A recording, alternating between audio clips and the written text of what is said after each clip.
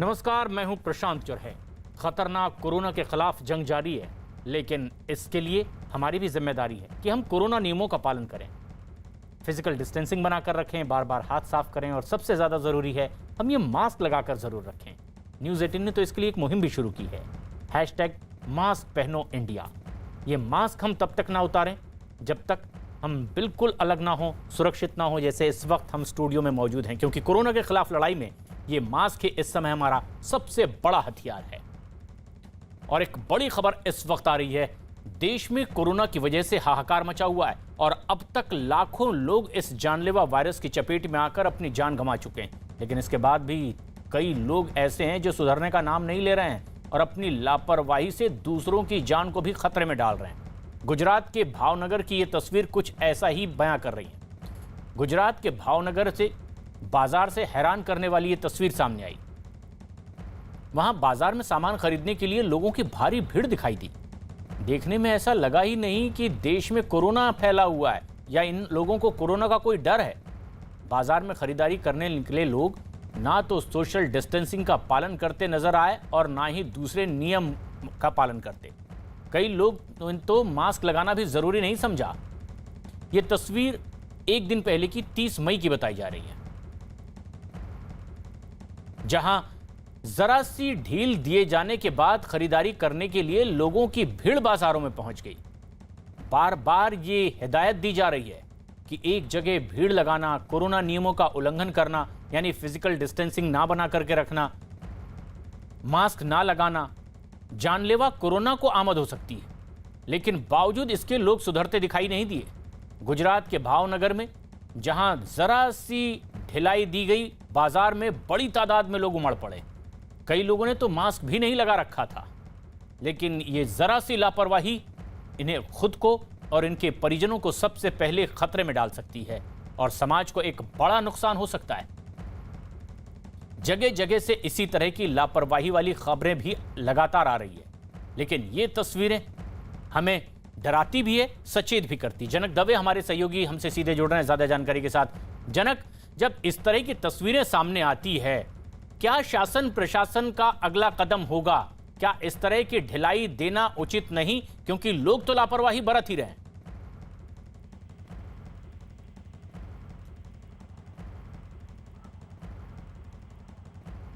हम एक बार फिर जुड़ने की कोशिश करेंगे। भावनगर की तस्वीर हमारे दर्शक इस वक्त देख रहे हैं। कोरोना की वजह से कोरोना कर्फ्यू तमाम प्रदेशों में और शहरों में, लेकिन जहां हल्की सी भी ढील दी जा रही है कोरोना कर्फ्यू में, तो लोगों की लापरवाही देखने को मिलती। भावनगर में भी ऐसा ही देखने को मिला। लेकिन सिर्फ भावनगर ही नहीं, बल्कि गुजरात के वडोदरा में भी कुछ ऐसा ही देखने को मिला। कोरोना नियमों की लोग धज्जियां उड़ाते दिखाई दिए। एक वाटर पार्क को पाबंदी के दौरान बंद रखा गया था, लेकिन इन लोगों ने खोल दिया और लोग भी यहां सैकड़ों की तादाद में जुट गए। कोरोना के खतरे को नजरअंदाज करते हुए लोग अपने परिवार के साथ वाटर पार्क में पहुंच गए और लोगों को इस बात की भी जरा परवाह नहीं थी कि इस समय कोरोना काल है और इस तरह की लापरवाही उनके लिए, उनके परिवार के लोगों के लिए खतरनाक हो सकती है। इस दौरान वहां छोटे बच्चे भी नजर आए। वाटर पार्क में लोग मस्ती करते दिखाई दिए। जब पुलिस ने वहां छापा मारा तो वहां मौजूद लोग इधर उधर भागते दिखाई दिए। फिर कुछ जिम्मेदार लोगों को गाड़ी में बिठाकर पुलिस अपने साथ ले गई। वाटर पार्क के 3 संचालकों को हिरासत में ले लिया गया है। लेकिन इस तरह की लापरवाही इन्हें खुद के जान को खतरा साबित होगी। जनक दवे हमारे सहयोगी हमसे सीधे जुड़ रहे हैं। जनक, इस तरह की लापरवाही के बाद किस तरह की सख्त कार्रवाई अब शासन प्रशासन की ओर से की जा सकती है ताकि दूसरे लोग सबक ले सकें? देखिए, वाटर पार्क का जहां तक मामला है, 3 लोग जो मैनेजर है, उसके अलावा बाकी लोग हैं, वो 3 लोगों को हिरासत में लिया गया है और कार्रवाई हो रही है। और जहां तक भावनगर में ये मामला है, ये भी एक प्रशासन ने संज्ञान में लिया है, क्योंकि वैसे सुबह 7 बजे से लेकर 3 बजे तक का जो दुकानें खोलने का जो मामला है, उसमें अब किस तरीके से सोशल डिस्टेंसिंग के नॉर्म्स को किस तरीके से फॉलो किया जाए, ये भी एक जिम्मेवारी क्या व्यापारियों की तय की जा सकती है, नहीं, इस को लेकर भी विचार हो रहा है। तो कुल मिला के क्या है कि देखिए, प्रशासन अपने तरीके से जरूर काम करेगा, लेकिन लोगों को अपनी जिम्मेवारी समझनी होगी। लोग जब तक सहयोग नहीं करेंगे, सोशल डिस्टेंसिंग 2 गज की दूरी जिसको कहते हैं, 2 गज की दूरी नहीं करेंगे, मास्क नहीं लगाएंगे, तब तक नहीं लगता लगता है कि कोरोना की लड़ाई में हम जीत पाएंगे। ऐसे में लोगों का सहयोग, प्रशासन के साथ साथ लोगों का सहयोग भी जरूरी है। प्रशासन शासन प्रशासन अपनी जिम्मेदारी निभा रहा है, लेकिन सबसे ज्यादा हमें अपनी जिम्मेदारी समझनी है। लापरवाही की खबरें दूसरे राज्यों से भी आ रही है। जम्मू कश्मीर में 33 दिन के बाद लॉकडाउन के बाद इसमें ढील दी गई और श्रीनगर में बैंक के बाहर लोगों की भीड़ जुट गई। इस दौरान लोग कोरोना नियमों की धज्जियां उड़ाते नजर आए। सोशल डिस्टेंसिंग के नियम को तोड़ते हुए लोग नजदीक खड़े हुए थे और यहां बड़ी तादाद में लापरवाही देखी गई। कोरोना नियमों का पालन करवाने की जिम्मेदारी ऐसे में उन संस्थानों की है जहां लोग पहुंच रहे हैं, लेकिन इसमें ये संस्थान नाकाम दिखाई दिए। 33 दिनों के लगातार लॉकडाउन और कोरोना कर्फ्यू के बाद आज कश्मीर घाटी में काफ़ी सारी दुकानें खुल गई और गाड़ियां भी सड़कों पे चल रही हैं। लेकिन सबसे बड़ा प्रॉब्लम जो है वो ये है कि जब लॉकडाउन खुलता है तो इस तरीके की भीड़ देखने को मिल रही है। सोशल डिस्टेंसिंग का कोई ख्याल नहीं रखा जाता है, खासतौर से बैंक्स के इर्द गिर्द। इस वक्त मैं सेंट्रल देखे, अब इन्होंने कैमरा देखा, जो यहाँ सिक्योरिटी गार्ड है, अब ये इनको कह रहे हैं थोड़ा दूर दूर रहिए। अभी तक कोई सोशल डिस्टेंसिंग नहीं थी, तो ये एक बहुत बड़ा सवाल है। और जेके बैंक के एटीएम्स के बाहर और जेके बैंक के ब्रांचेस के बाहर पिछले 1 साल से यही सूरत हाल देखने को मिल रही है। और आप देख सकते हैं इस वक्त जो है सड़कों पे हालांकि भीड़ कम है, लेकिन तकरीबन 70 से 80% लोग जो हैं वो मास्क का इस्तेमाल कर रहे हैं और ज़्यादा भीड़ गाड़ियों में नहीं है। लेकिन बैंक्स के बाहर हम देख रहे हैं कि यहाँ पे बहुत ज़्यादा भीड़ होती है। या तो बैंक इंतज़ामिया को स्टाफ बढ़ाने की ज़रूरत है, स्पेस बढ़ाने की ज़रूरत है, या फिर कोई ऐसे इंतजाम करने हैं जिससे कोई कोरोना का इन्फेक्शन घर ना ले जाए। जब तक ऐसे हालात पे काबू नहीं पाया जाएगा तो लॉकडाउन खोलने का कोई फ़ायदा आएगा नहीं। कोरोना के केसेस फिर से बढ़ने का खतरा रहता है, जिसकी वजह से फिर लॉकडाउन करना पड़ता है। ऐसे में प्रशासन को चाहिए कि ऐसी चीज़ों पे ज़्यादा ध्यान दे। आप अंदाज़ा लगाइए कि इन सिक्योरिटी गार्ड्स ने अभी कैमरा देखा, माइक देखी और उसके बाद आप इनको कह रहे हैं दूर दूर रहिए। श्रीनगर से हमारे सहयोगी रिफत अब्दुल्ला हमसे सीधे जुड़ रहे हैं। रिफत, इन्हीं लोगों की जान की हिफाजत के लिए इस तरह के सख्त फैसले लिए गए थे, पाबंदियां लगाई गई थी, इन्हें सहूलियत पहुंचाने के लिए इसमें रियायत भी दी गई है, लेकिन क्या लोग इस बात से बेपरवाह हैं और इसीलिए लापरवाही कर रहे हैं, जिससे सबसे पहला खतरा तो उन्हें खुद भी है? देखिए प्रशांत, अभी भी अवेयरनेस की कमी लगती है, खासतौर से उन लोगों में जो इस तरह इलाकों में रहते हैं। और हमने देखा मादाम पे जो का एरिया है वहाँ पे लंबी लंबी कतारों में लोग थे बैंक ब्रांच के बाहर। ये आज नहीं बल्कि उससे पहले भी हमने देखा, जब से कोरोना शुरू हुआ लोग जो है लंबी लंबी कतारों में बैंक के बाहर हैं, क्योंकि कुछ स्कीम्स के जरिए पैसा जो आता है गवर्नमेंट ऑफ इंडिया की स्कीम्स के जरिए वो हासिल करने के लिए किसी को 500, किसी को 1000, किसी को 2000 रुपए बैंक में आते हैं। वो हासिल करने के लिए लोग आते हैं बैंक पे। लेकिन बैंक इंतजामिया को चाहिए, बैंक की जो एडमिनिस्ट्रेशन है उनको चाहिए कि वो ऐसे इंतजाम करें जिससे भीड़ जमा ना हो। सोशल डिस्टेंसिंग, जैसा मैंने बताया रिपोर्ट में कि जब कैमरा देखा ने तो उन्होंने सोशल डिस्टेंसिंग या फिजिकल डिस्टेंसिंग मेंटेन करने के लिए काम किया, उससे पहले नहीं किया था। उसका मतलब है कि वो उनकी जो है रिस्पॉन्सिबिलिटी फिक्स की जानी चाहिए। और मैं आपको मार्केट जो है वो खुला है, लोग आ रहे हैं। कुछ लोग ऐसे भी हैं जो मास्क के बगैर घूम रहे हैं और कुछ लोग, देखिए यहाँ पे 3 लोग हैं, एक ने तो बिल्कुल चिन पे मास्क लगाया, अब ऊपर कर रहा है, चेहरे पे जो है मास्क तो लगे हैं लेकिन प्रॉपरली मास्क नहीं लगाया, जिसका कोई फायदा नहीं। देखिए वो मोटरसाइकिल पे 2 लोग जा रहे हैं बिना मास्क के, ये एक दुकानदार है यहाँ पे बिना मास्क के यहाँ पे घूम रहा है और हमारे सामने हंस भी रहा है ठीक ठाक। तो ऐसे में आपको मैं वहाँ दिखाना चाहूंगा, बिना मास्क के लोग घूम रहे हैं, जिसको फाइन करने की जरूरत है। और जब तक फाइन नहीं किया जाएगा तब तक सूरत हाल पे काबू नहीं पाया जा सकता है। वैक्सीनेशन पे बहुत ज्यादा फोकस हमने देखा, आज डोर टू डोर जो है प्रशासन के लोग जा रहे थे, हेल्थ टीम जा रहे हैं। लेकिन लोगों को समझना होगा कि कोरोना कोई मजाक नहीं, कोई ड्रामा नहीं, बल्कि रियलिटी है। और इसको काबू पाने के लिए हमें मास्क लगाना होगा, सोशल डिस्टेंसिंग का ख्याल रखना होगा और जो गाड़ियां हैं इनमें भीड़ जमा नहीं करनी है। और आप देख सकते हो यहाँ पे जो मास्क के बगैर होता है या जो ज्यादा भीड़ होती है गाड़ी में, ट्रैफिक वाले कागज तक चेक करें। लेकिन हमने देखा बहुत सारे लोग अभी भी कश्मीर में बिना मास्क के घूम रहे हैं, जो एक क्राइम समझना चाहिए। जिस तरीके से हमने देखा कुछ दिन पहले तक लोग ऑक्सीजन के लिए तरस रहे थे, अगर लोगों को वाकई एहसास होगा तो वो सोशल डिस्टेंसिंग या SOP जो है वो प्रॉपरली फॉलो करेंगे। नासमझी में ये लापरवाही, लेकिन ये लापरवाही पूरे समाज को खतरे में डाल सकती है और इसीलिए भी इन पर सख्त कार्रवाई की साथ ही साथ जरूरत भी है। लेकिन कुछ और हैरान कर देने वाली तस्वीरें गुजरात के बनासकांठा से कुछ ऐसी ही तस्वीरें सामने आई। वहां कोरोना कर्फ्यू के बावजूद बीजेपी सांसद परबत पटेल ने एक कार्यक्रम का आयोजन किया जिसमें लोगों की भारी भीड़ जमा हो गई। कार्यक्रम के दौरान कोरोना नियमों को ताक पर रख दिया गया। यहां तक कि कार्यक्रम में शामिल लोगों ने मास्क तक लगाना जरूरी नहीं समझा था। जनक दवे हमारे सहयोगी फोन लाइन पर मौजूद हैं। जनक, ये तो जिम्मेदारी इन नेताओं की होती है कि लोगों को जागरूक करें, लेकिन उनके कार्यक्रम में ही इतनी भीड़ हो रही है। ये तो कोरोना नियमों का सीधे सीधे उल्लंघन है। क्या कोई जवाब है, कोई कार्रवाई है इनके सामने अब? बिल्कुल बिल्कुल प्रशांत, देखिए अगर राजनेताओं को लोगों के बीच में रहना हम समझते हैं, उनकी एक मजबूरी भी हो सकती है, लेकिन जब कोरोना का संक्रमण इस तरीके से महामारी है, सरकार खुद एक वॉरफ्रंट पे लड़ रही है, ऐसे में अगर वो अपनी जिम्मेवारी से नहीं एक तरीके से कैसे चलेगा? ये गैर जिम्मेवाराना रवैया है नेताओं का, खासतौर पे चाहे राधनपुर की तस्वीरें हो चाहे बनासकांठा की तस्वीरें हो। बाकायदा राजनीतिक तौर पे इस तरीके से कार्यक्रम किए जा रहे थे, भीड़ जुटाई जा रही है, जबकि कोरोना की जो गाइडलाइंस है इन दिनों गुजरात में जो लागू है, इसमें सरकार ने साफ तौर पे कह दिया है कि कोई भी राजनीतिक कार्यक्रम नहीं होगा। यहाँ तक कि हाईकोर्ट ने भी लाल आंख दिखाई थी इस मामले को कि किस तरीके से राजनीतिक कार्यक्रम ऐसे हो रहे हैं। बावजूद नेता अपने गैर जिम्मेवार रवैया जारी रखते हैं और लोगों को इकट्ठा कर रहे हैं। ये बिल्कुल सराज चले ऐसे नहीं है। महामारी में जब सरकार इस तरीके से काम कर रही है, लोगों को बेड नहीं मिल रहे थे, कुछ समय पहले की तस्वीरें प्रशांत आपको याद होगी, ऑक्सीजन की कमी थी, ये सारी चीजें ऐसी थी। महामारी से भी दूसरी लहर से उभरने की कोशिश कर रहे हैं, बावजूद इस तरीके से गैर जिम्मेदार रवैया नेताओं की ओर से जारी है। अब तक कोई जानकारी जो हमारे पास है, न तो राधनपुर के मामले में कोई कड़ी कार्रवाई की गई है, न ही पाटन के मामले में किसी तरीके से पुलिस के द्वारा कार्रवाई की गई है। और जब ये जिम्मेदार लोग लापरवाही बरतते हैं तो हमें अपनी जिम्मेदारी निभानी पड़ती है, ताकि ये जनता के सामने एक्सपोज हो कि जो लोग जिम्मेदार हैं, लोगों को जागरूक करने के लिए, सचेत करने के लिए, वो ही इस तरह की गलती कर रहे हैं, लापरवाही बरत रहे हैं, जो जानलेवा है, खतरनाक है, उनके अपने लोगों के लिए, उनके परिजनों के लिए भी। और ऐसा ही ये कार्यक्रम बनासकांठा में आयोजित कर दिया गया बीजेपी नेता की ओर से। लेकिन अब बड़ी बात यह है, क्या कोई ठोस तर्क तथ्य भी दिए जा रहे हैं? अगर नहीं तो ऐसे में कार्रवाई होना बहुत जरूरी भी है।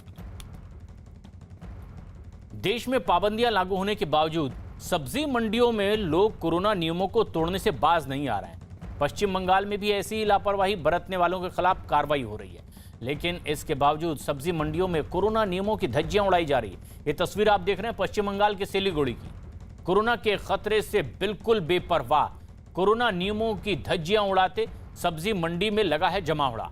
मंडी में किसी आम दिन की तरह चहल पहल है। लोगों को ये पता ही नहीं कि सोशल डिस्टेंसिंग किस चिड़िया का नाम, इसे मजाक बनाकर रखा गया है। नियमों की धज्जियां उड़ाई जा रही है। यहां तक कि कुछ लोगों ने तो चेहरे पर मास्क लगाना भी जरूरी नहीं समझा है। सब्जी मंडी में भीड़ इतनी बढ़ गई है कि यहां पांव रखने तक को जगह नहीं है। रास्ते पूरी तरह से जाम हो चुके हैं। वहीं कुछ लोगों को जब मास्क ना पहनने पर टोका गया तो उनके पास इसका पहले से ही बहाना तैयार था। और यह तस्वीर डराने वाली है, सचेत करने वाली है।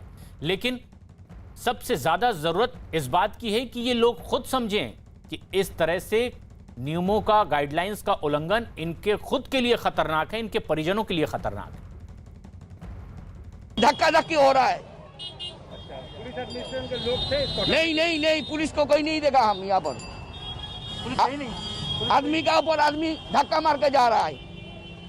सोशल डिस्टेंस ये पर मान रहा है, नहीं मान रहा है। कोरोना के मामलों में कमी जरूर आई है, लेकिन इसका खतरा अभी टला नहीं है। और यही वजह है कि राज्य सरकारें अब धीरे धीरे अनलॉक की प्रक्रिया शुरू कर रही है। लेकिन कुछ लोग ऐसे भी हैं जो कोरोना नियमों को तोड़ने से बाज नहीं आ रहे हैं। कुछ ऐसी ही तस्वीर पंजाब के लुधियाना से सामने आई। वहां एक सब्जी मंडी में लोगों की भारी भीड़ दिखाई दी। इस दौरान लोग कोरोना नियम भूल गए। लोगों ने सोशल डिस्टेंसिंग का भी ख्याल नहीं रखा। कई लोगों ने तो मास्क तक नहीं लगाया और सब्जी मंडी में भारी भीड़ उमड़ गई। जबकि ये तस्वीर कोरोना को और ज्यादा बढ़ावा दे सकती है। ऐसा भी नहीं है कि इन लोगों तक ये रिक्वेस्ट ना पहुंची हो, ये अपील इनके कानों तक ना पहुंची हो कि सोशल डिस्टेंसिंग का पालन ही बड़ा हथियार है, बड़ी दवा है इस वक्त कोरोना के खिलाफ लड़ाई में। कई लोग बगैर मास्क के ही घूमते नजर आए, तो कुछ ने मास्क लगाने का महज दस्तूर पूरा किया और उसे गले में लटका लिया। सब्जी मंडी का यह हाल, धक्का मुक्की करते हुए लोग खरीदारी कर रहे हैं, लेकिन इस तरह की लापरवाही ही पूरे समाज को खतरे में डाल सकती है, जिसके दुष्परिणाम ये खुद अपने इर्द गिर्द देख भी चुके होंगे।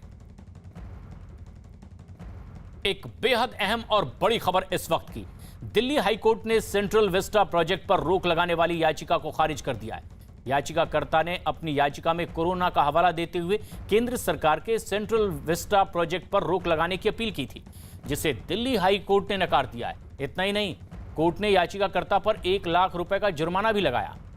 कोर्ट के इस फैसले से केंद्र सरकार को बड़ी राहत मिली है। इससे पहले सेंट्रल विस्टा प्रोजेक्ट पर रोक लगाने के लिए सुप्रीम कोर्ट में याचिका दाखिल की गई थी, लेकिन तब कोर्ट ने इसे सुनने से मना कर दिया था। उन्होंने कहा था कि इस पर अगर जल्द सुनवाई आप चाहते हैं तो हाई कोर्ट जाएं, लेकिन हाई कोर्ट ने सुनवाई के बाद ना सिर्फ इस अपील को रद्द किया है, बल्कि जुर्माना भी लगाया और ये भी कहा कि ये सही आशय के साथ दाखिल की गई याचिका नहीं है। जिन्होंने ये पब्लिक इंटरेस्ट लिटिगेशन फाइल की है, पहले तो कोर्ट ने कहा ये मोटिवेटेड है, और ये पब्लिक इंटरेस्ट की बात नहीं है, मोटिवेटेड है, and they have awarded cost also 1 lakh रुपए का। ये क्यों है कि अगर मैंने गिनती नहीं की, पर दिल्ली में कई 50 जगह और काम हो रहा होगा, तो आप क्या चाहते हैं, क्या करें, हम ये काम बंद कर दें? विक्रांत यादव हमारे सहयोगी फोनलाइन पर मौजूद हैं। विक्रांत, ऐसे में जबकि अब हाईकोर्ट ने याचिका खारिज कर दी है, बेहद महत्वाकांक्षी केंद्र सरकार की योजना संसद भवन का नया निर्माण इसमें होने जा रहा है, लेकिन याचिका खारिज की गई। ना सिर्फ याचिका खारिज हुई, बल्कि जुर्माना भी लगाया गया। जो लोग इस प्रोजेक्ट का विरोध कर रहे थे अलग अलग दलीलों के साथ, राजनीतिक हलकों में भी, क्या संदेश वहां तक भी पहुंचेगा? देखिए प्रशांत, जब से सेंट्रल विस्टा का प्रोजेक्ट शुरू हुआ था तभी से लोग इस पर राजनीतिक रूप से विपक्षी सवाल उठा रहे थे, लेकिन हाईकोर्ट का आदेश इस मायने में काफी महत्वपूर्ण है कि हाईकोर्ट ने न केवल पिटीशन को खारिज किया है, बल्कि उसे मोटिवेटेड भी करार दिया, यानी जनहित याचिका को जनहित याचिका मानने से ही इनकार कर दिया, उसके पीछे निहित स्वार्थों की बात की, और शायद इसी कारण कोर्ट ने 1 लाख रुपए का जुर्माना भी लगाया। आमतौर पर जनहित याचिकाओं को खारिज करते वक्त कोर्ट जुर्माना नहीं लगाती है, सिर्फ खारिज करती है, लेकिन इस मामले में कोस्ट लगाया जाना यह साबित करता है कि कोर्ट इस बात से पूरी तरीके से संतुष्ट थी कि ये याचिका जो है वो मोटिवेटेड है, इसमें जनहित से ज्यादा निहित स्वार्थ है, और इसी कारण कोर्ट ने कोस्ट लगाई। तो निश्चित तौर पर केंद्र सरकार के लिए ये एक बड़ी जीत है, और सरकार इसे इसी रूप में देख रही है कि उसके राजनीतिक विरोधी जो आरोप लगा रहे थे, आज उनको कोर्ट से जवाब मिला। कांग्रेस भी इसका विरोध कर रही थी, भले ही उनके शासनकाल में इसकी अपील की गई थी, अर्जी दी गई थी, इसका प्रस्ताव रखा गया था। खुद राहुल गांधी इस तरह के प्रोजेक्ट को आपराधिक खर्च करार दे चुके थे। क्या अब सियासी हलकों में भी कोर्ट का यह फैसला संदेश लेकर गया है? देखिए प्रशांत, अदालत के फैसले के बाद राजनीतिक आरोप प्रत्यारोप रुकेंगे या नहीं रुकेंगे, इसका अब इंतजार करना होगा, लेकिन ये बात सही है कि सरकार को लेकर के काफी निशाना इस प्रोजेक्ट को लेकर बनाया जा रहा था। विपक्ष, खासतौर से कांग्रेस, इसे मोदी महल का नाम दे रही थी बार बार, और जबकि इसमें कई प्रोजेक्ट हैं, तमाम मंत्रालय इसमें आने हैं, और एक इस तरीके की व्यवस्था बनाने की कोशिश की जा रही है कि केंद्र सरकार के तमाम दफ्तर एक ही जगह रहें मंत्रालयों के। लेकिन अब कांग्रेस को, क्योंकि हाईकोर्ट का यह आदेश काफी सख्त है और हाईकोर्ट ने 1 लाख रुपए की कोस्ट भी लगाई है, तो बीजेपी का यह कहना है कि अब कम से कम कांग्रेस इस मामले में राजनीतिक आरोप प्रत्यारोप से बचेगी। लेकिन यह कोर्ट का एक बड़ा फैसला। उधर बीजेपी ने हिंदी अखबार दैनिक भास्कर की एक खबर का हवाला देते हुए राजस्थान में वैक्सीन की बर्बादी का आरोप लगाया है। बीजेपी नेता अमित मालवीय ने ट्वीट कर आरोप लगाया कि राजस्थान में वैक्सीन के वायल को कूड़ेदान में फेंका जा रहा है। अमित मालवीय ने भास्कर की जिस खबर को ट्वीट करते हुए राजस्थान सरकार पर आरोप लगाया, उस रिपोर्ट में दावा किया गया है कि उसने राजस्थान के 8 जिलों के 35 वैक्सीनेशन सेंटर की पड़ताल की। रिपोर्ट में दावा यह किया गया कि 35 वैक्सीनेशन सेंटर में उसके रिपोर्टरों को वैक्सीन की 500 वायल कचरे के डिब्बे में मिली है। इन 500 वायल में वैक्सीन के करीब 2500 से भी ज्यादा डोज पाई गई है। दैनिक भास्कर का दावा है कि 500 से ज्यादा वायल में 20 से 70% तक वैक्सीन भरी मिली है। कुछ दिन पहले ही केंद्र सरकार ने एक आंकड़ा जारी करते हुए राजस्थान में बड़े पैमाने पर वैक्सीन की बर्बादी का दावा किया है। केंद्र सरकार के मुताबिक 16 जनवरी से 17 मई तक राजस्थान में 11.5 लाख से ज्यादा वैक्सीन के डोज की बर्बादी राजस्थान में हुई है। केंद्र सरकार के मुताबिक अप्रैल में राजस्थान में 7% वैक्सीन बेकार कर दी गई। वहीं राजस्थान सरकार का दावा यह है कि राज्य में वैक्सीन की बर्बादी सिर्फ 2% हुई है। अखबार दैनिक भास्कर में छपी रिपोर्ट को ट्वीट करते हुए बीजेपी नेता अमित मालवीय ने राजस्थान सरकार, कांग्रेस पार्टी और राहुल गांधी पर निशाना साधा। अमित मालवीय ने ट्वीट करते हुए लिखा है, राजस्थान में कोविड के टीके कचरे के डिब्बों में फेंके जा रहे हैं। एक तरफ राहुल गांधी वैक्सीन को लेकर रोज नसीहत देते हैं, दूसरी तरफ कांग्रेस की सरकारों में टीके बर्बाद किए जा रहे हैं। झारखंड, छत्तीसगढ़ और राजस्थान में इसकी मिसाल है। कांग्रेस कोविड के खिलाफ लड़ाई को कमजोर कर रही है, बीजेपी नेता का कांग्रेस पर आरोप। केंद्रीय मंत्री मुख्तार अब्बास नकवी ने भी वैक्सीन के बहाने राहुल गांधी पर हमला किया है। उन्होंने कहा है कि राजस्थान में कोरोना वैक्सीन की बर्बादी हो रही है, लेकिन इस पर राहुल गांधी कुछ नहीं बोलते। पड़ोस में राजस्थान है, अपनी मम्मी के घर से निकल करके और ज़रा सब राजस्थान चले जाए, जहाँ पर वैक्सीन को कितनी बेदर्दी के साथ, बेशर्मी के साथ, एक आपराधिक सोच के साथ फेंका जा रहा है कूड़ेदान में। जो वैक्सीन लोगों को ज़िंदगी देने वाली है, उस वैक्सीन को जो है वो वहाँ पर कूड़ेदान का हिस्सा बनाया जा रहा है। और इस सन की सियासत के सूरमाओं को ये चीज़ दिखाई नहीं पड़ रही है। बीजेपी के इन आरोपों पर राजस्थान के शिक्षा मंत्री गोविंद सिंह डोटासरा ने पलटवार किया है। उन्होंने बताया कि वैक्सीन के वायल खुलने के बाद लोग टीका लगवाने नहीं पहुंचे, जिससे वैक्सीन खराब हो गई।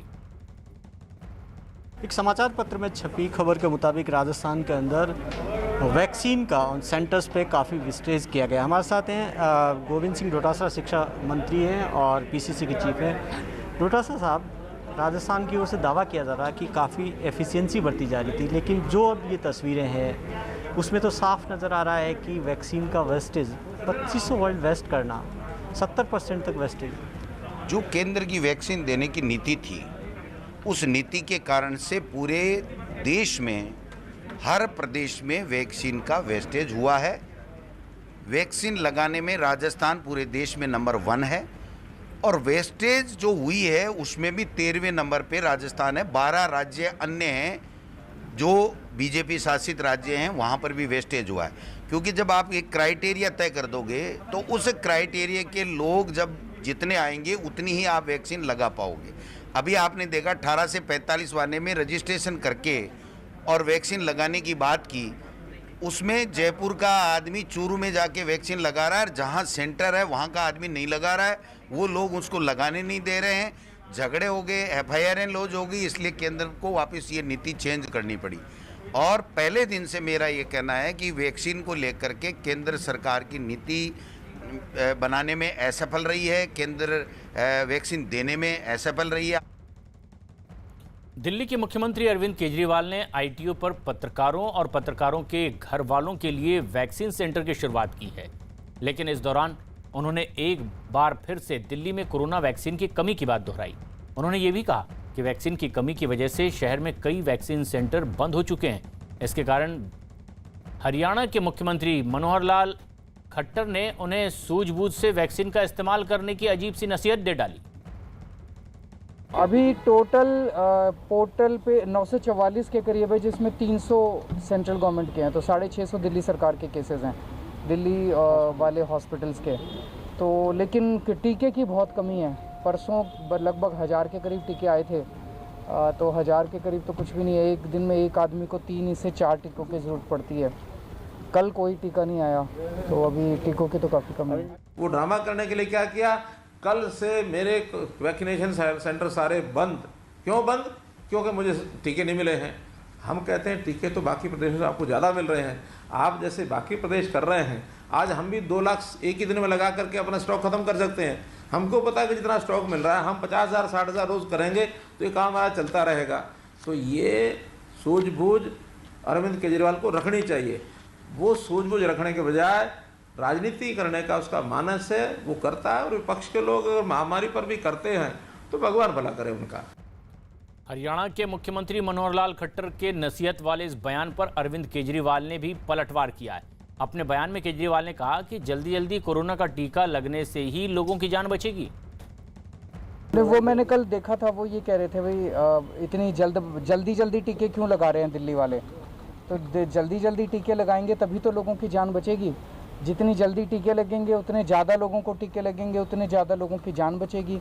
तो अपने को तो जल्दी जल्दी लगानी ही चाहिए, इसमें गलती क्या है। मुख्यमंत्री अरविंद केजरीवाल के बाद दिल्ली के डिप्टी सीएम मनीष सिसोदिया ने भी मनोहर लाल खट्टर को उनके बयान पर घेरा। अब जब वैक्सीन की मांग कर रहे हैं लोग, अरविंद केजरीवाल जी मेहनत करके वैक्सीन की मुहिम को आगे बढ़ाना चाहते हैं, ये सुनिश्चित करना चाहते हैं कि अगर थर्ड वेव आती है तो उससे पहले मैक्सिमम लोगों को वैक्सीन लग जाए और सबके अंदर सुरक्षा रहे, एंटीबॉडीज रहे। तो वैसे में फिर ये निकल के अरविंद केजरीवाल जी को गालियां देते हैं। कभी खट्टर साहब कुछ बोल देते हैं, कभी नड्डा साहब कुछ गालियां देने लगते हैं। इन्होंने पहले दिल्ली के लोगों की ऑक्सीजन रोक ली। मनोहर लाल खट्टर के बयान पर न सिर्फ दिल्ली सरकार ने उन्हें घेरा, बल्कि कांग्रेस नेता दीपेंद्र सिंह हुड्डा ने भी उनके बयान पर जोरदार हमला बोला है। हरियाणा के मुख्यमंत्री जी का जो बयान है वो दुर्भाग्यपूर्ण और गैर जिम्मेदाराना है। हरियाणा के मुख्यमंत्री जी कह रहे हैं कि जितने टीके की डोज है, 2 लाख की डोज है, तो उसको एक दिन में ख़त्म करने की बजाय उसको लंबा चलाओ, धीमी गति से टीकाकरण करो ताकि टीके की कमी ना उजागर हो पाए, वो लोगों को ना पता चले कि टीके की कमी है।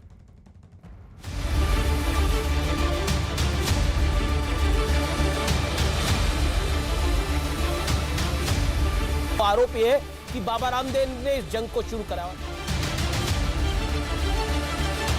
ये तो अंग्रेजों के समय का बनाया हुआ एक एनजीओ है।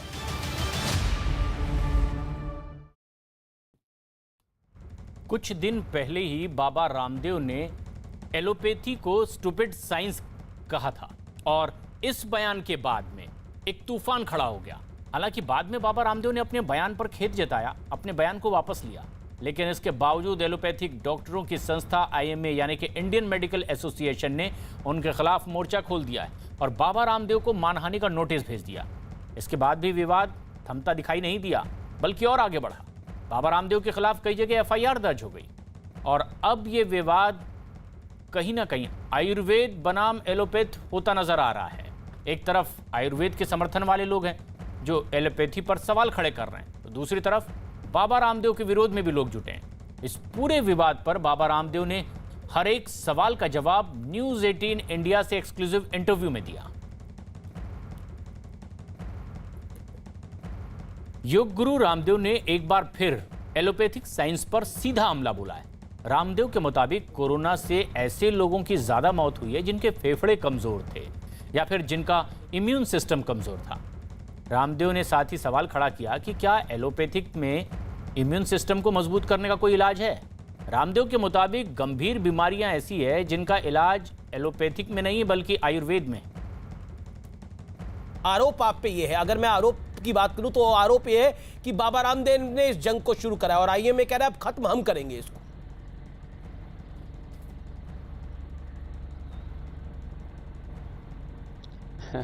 मैं तो अभी भी विनम्रता पूर्वक कह रहा हूं, साधु सन्यासी के मन में कोई दुराग्रह तो कतई नहीं होता, सत्याग्रह जरूर होता है। तो मैं इतना ही कहूंगा, जो एलोपैथी का सेक्टर है उनका जो क्षेत्र है कि जो सर्जरी है और जो लाइफ सेविंग ड्रग वाले जो काम हैं वो उनको करने चाहिए। बाकी माइग्रेन पेन से लेकर के आंखों का चश्मा उतारने से लेकर के दृष्टि परिवर्तन से लेकर के श्रुति से लेकर के थायराइड क्योर करने से लेकर के बीपी, अस्थमा, लोगों की मौत किससे हो रही है? कोविड से मौत नहीं हो रही। आप कहेंगे, मैं बात को प्रधानता देना चाहता हूं दूसरी को, मौत हो रही है कमजोर फेफड़े वालों की। क्या कमजोर फेफड़े का? हमारे पास तो दूध में हल्दी, शिलाजी, च्यवनप्राश, स्वासारी, पंचकोल बहुत कुछ है।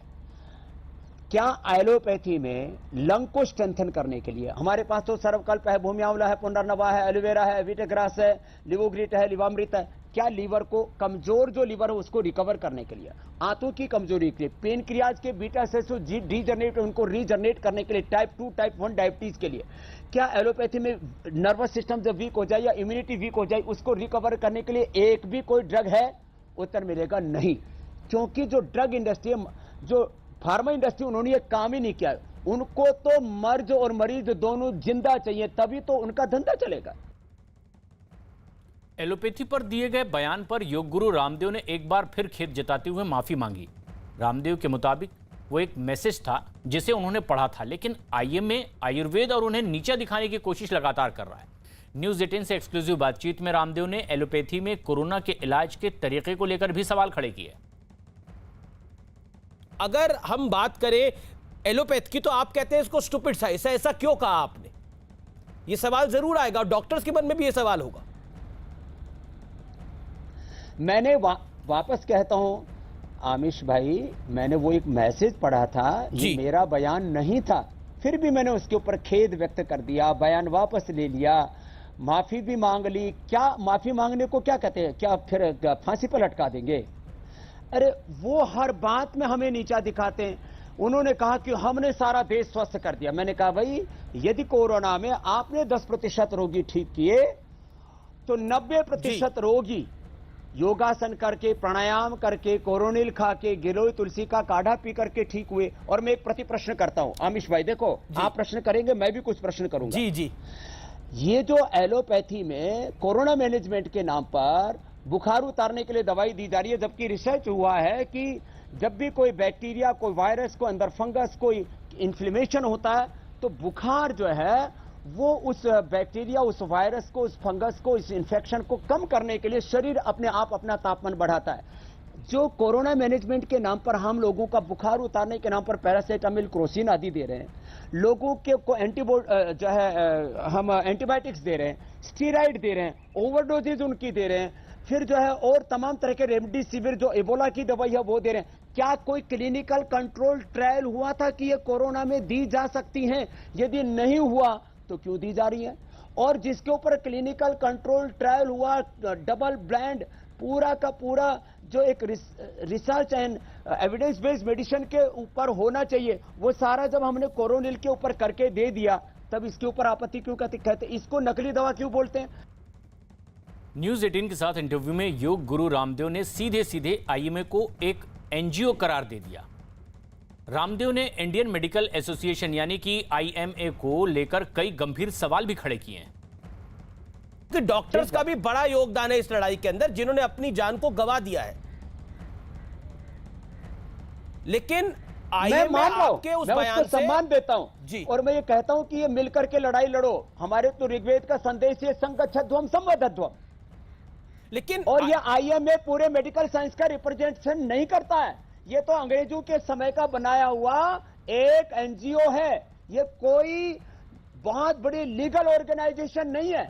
ये तो साबुन, टूथपेस्ट, आप आईएमए का जाकर के पूरा इतिहास खंगा लो। ये क्या, ये पेंट को, बल्ब को, ये साबुन को, टूथपेस्ट को ये प्रमाणित करने वाली संस्था कहां से आ गई भैया? और इनके पास कौन सी रिसर्च लेबोरेटरी है? इनके पास क्या साइंटिफिक सेटअप है? किसी भी चीज का साइंटिफिक ये जो एक्रेडिटेशन की बात करते हैं, वैलिडेशन की बात करते हैं, ये होते कौन है साइंटिफिक एक्रेडिटेशन और वैलिडेशन वाले? इन लोगों को अपनी मर्यादा में रहना चाहिए और सबको मिलजुल करके काम करना चाहिए। मैं तो इसी विचार का हूं। अरे अपने पूर्वजों की ज्ञान परंपरा का और वैज्ञानिक अनुसंधान का, लेकिन वो कह रहे हैं कि सम्मान जब तक आप वीडियो में माफी नहीं मांगेंगे, जब तक बाबा रामदेव वीडियो में माफी नहीं मांगेंगे, 1000 करोड़ रुपए की मानहानि हो जाएगी एलोपैथी के नाम पर। मैंने देखा आपका एक संवाद और वो जिस तरह की भाषा का इस्तेमाल कर रहे थे, उस पर आप क्या कहना चाहते हैं? मिस्टर लेले को आप क्या कहना चाहते हैं? बड़े सम्मानित डॉक्टर हैं वो आईएमए के, लेकिन उन्होंने जिस भाषा का इस्तेमाल किया आपके साथ एक कार्यक्रम में, क्या कहना चाहते हैं?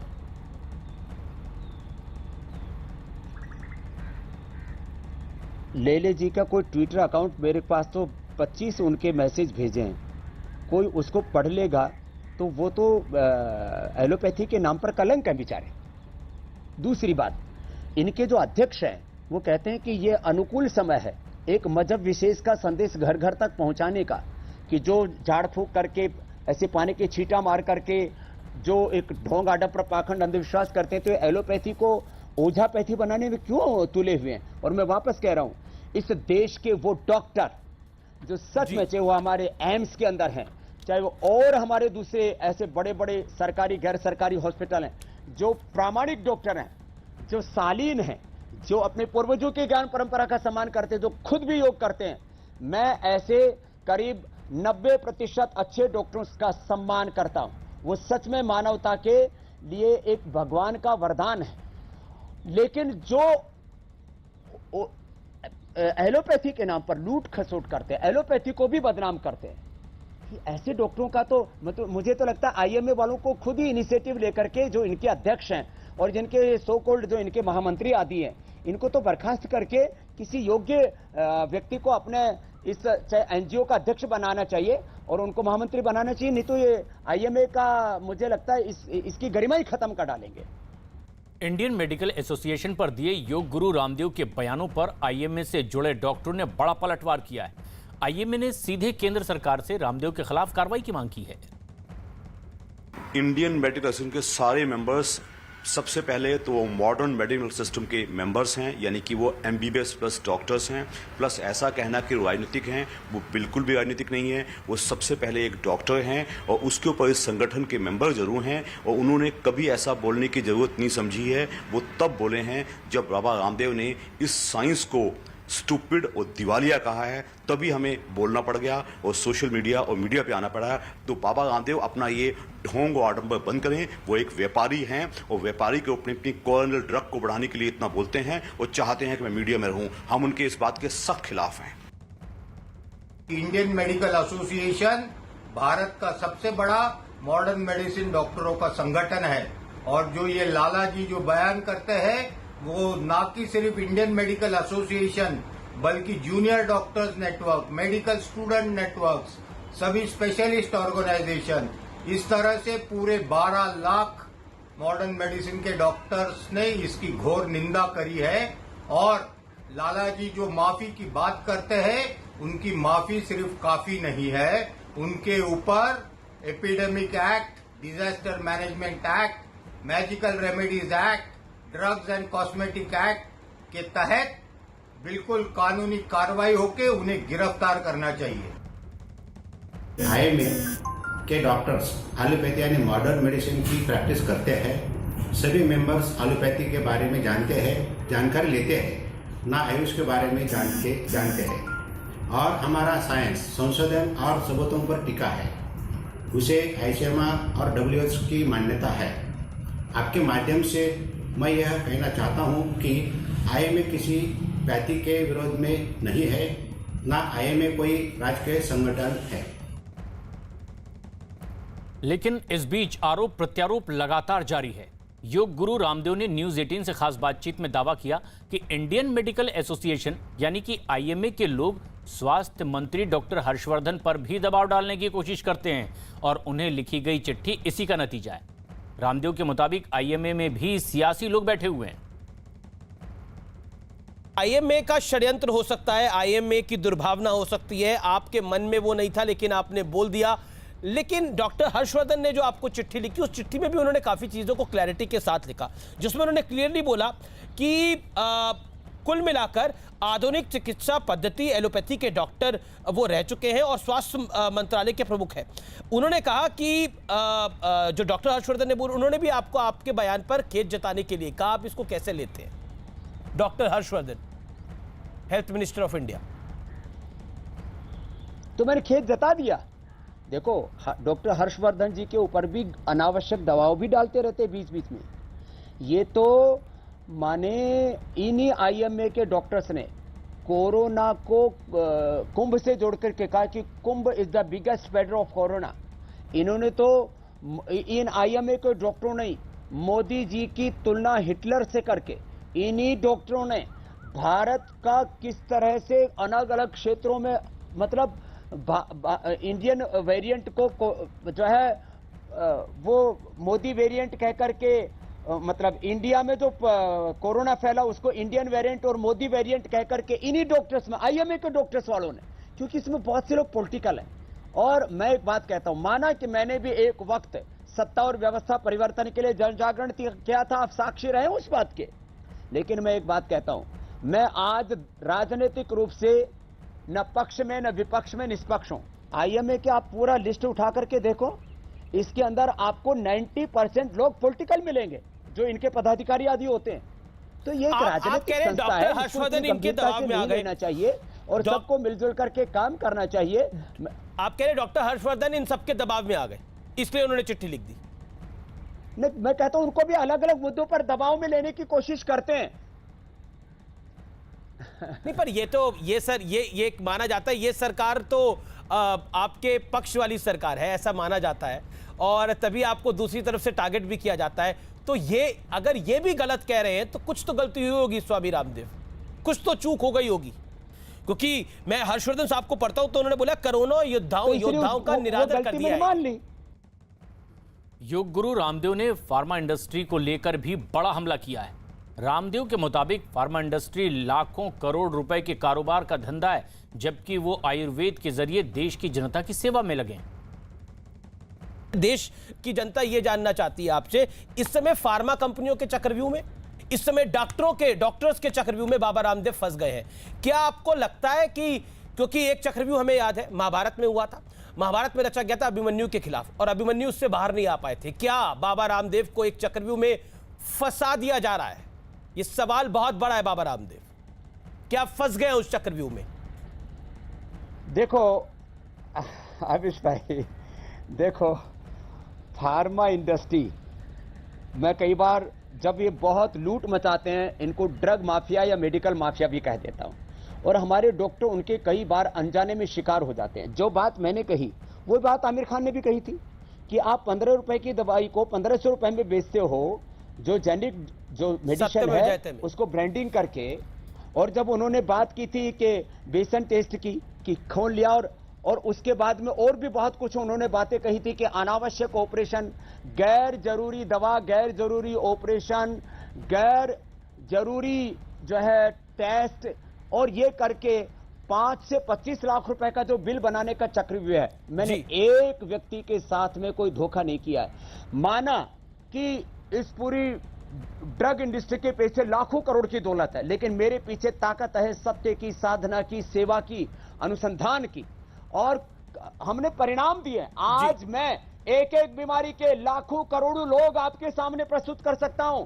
मैंने इस देश का 100 करोड़ किलो से ज्यादा वेट कम किया है। आयुर्वेद के विशेषज्ञों ने फार्मा कंपनी पर लगाए गए बाबा रामदेव के आरोपों का समर्थन किया है और आरोप लगाया कि फार्मा कंपनियों और डॉक्टरों का गिरोह आयुर्वेद के खिलाफ काम कर रहा है। आयुर्वेद 5000 साल 10,000 साल से वैसा का वैसा बना हुआ है, तो इसका मतलब तो ये है कि उसमें कोई स्टेबिलिटी है, उसके कुछ सिद्धांत हैं जिनके कारण से वो टिका हुआ है। तो और जो साइंस है वो रोज़ अपना बात बदल रहा है। अब कोरोना के संदर्भ में भी आप देखिए कि कितने तरह के प्रोटोकॉल बदल चुके हैं, जबकि आयुर्वेद एक निश्चित प्रोटोकॉल पर चलता है, तो स्थायित्व है उसमें। लेकिन अपनी बात को छुपाने के लिए दूसरे को बुरा कहना या गलत कहना या कमज़ोर कहना, ये तो एक आम बात है। देश में प्राचीन एवं स्वदेशी आयुर्वेद चिकित्सा पद्धति ऋषि मुनियों के काल से चली आ रही है और विश्व भर में ये चिकित्सा पद्धति कारगर है, परंतु हमारे देश में कुछ गिरोह फार्मा कंपनियों का मान समझो या इनका कुछ चिकित्सक समूह जो इस चिकित्सा पद्धति को आगे आने नहीं देते हैं और न इसको राज्याश्रय है। लेकिन आईएमए के अलावा कुछ राजनीतिक पार्टियों के नेताओं ने भी रामदेव के बयान पर नाराजगी जाहिर की है। इन लोगों ने तो रामदेव को एलोपैथी के खिलाफ बयानबाजी न करने की नसीहत भी दी। राजस्थान के स्वास्थ्य मंत्री गोविंद सिंह डोटासरा ने बाबा रामदेव पर कार्रवाई तक करने की मांग की। हालांकि छत्तीसगढ़ के स्वास्थ्य मंत्री टीएस सिंहदेव ने विवाद खत्म करने के लिए बाबा रामदेव की पहल का स्वागत किया है। जो एलोपैथी वर्सेस आयुर्वेद का मसला चल रहा है, जिस तरीके से आईएमए और बाबा रामदेव आमने सामने हैं, क्या कहेंगे आप? देखिए, ये मोदी जी और अमित शाह जी की और केंद्र की एनडीए सरकार की सोची समझी साजिश है। जिस प्रकार से कोरोना संक्रमण को रोकने में और वैक्सीन के मुद्दे के ऊपर हो, चाहे संसाधन उपलब्ध कराने की बात हो, हेल्थ सेक्टर में पूरी केंद्र सरकार विफल रही है। चुनावी दौरों में लगी रही और दूसरी वेव आओगी उसका अंदाज़ा लगा नहीं। तो ऐसे में जब पूरे देश के लोगों का आक्रोश मोदी जी और उसकी सरकार के खिलाफ हो गया, तो उस ध्यान डाइवर्ट करने के लिए बाबा रामदेव को सोची समझी साजिश के तहत प्लांट करके इसको कूदाया गया है, जिससे उस मुद्दे से ध्यान हट जाए। बाबा रामदेव ने कहा है कि वो इस विवाद को पूरे सिरे से खत्म करना चाहते हैं। बहुत अच्छी बात है। अगर कोई उनके किसी टिप्पणी से लोगों की भावना को ठेस पहुंची और सही बात है। ऐसा अगर किसी के लिए भी कहा जाएगा तो, और वर्ग को, पूरे देश दुनिया के सारे वर्ग को ही आप एक बात में इस तरह से समेटेंगे तो अनुचित भी है। बहुत ख्याति मिली है बाबा रामदेव जी को, तो उनको अपनी हर बात का मुझे लगता है कि ध्यान रहना चाहिए कि जो बोलेंगे उसके प्रभाव कैसा हो सकता है।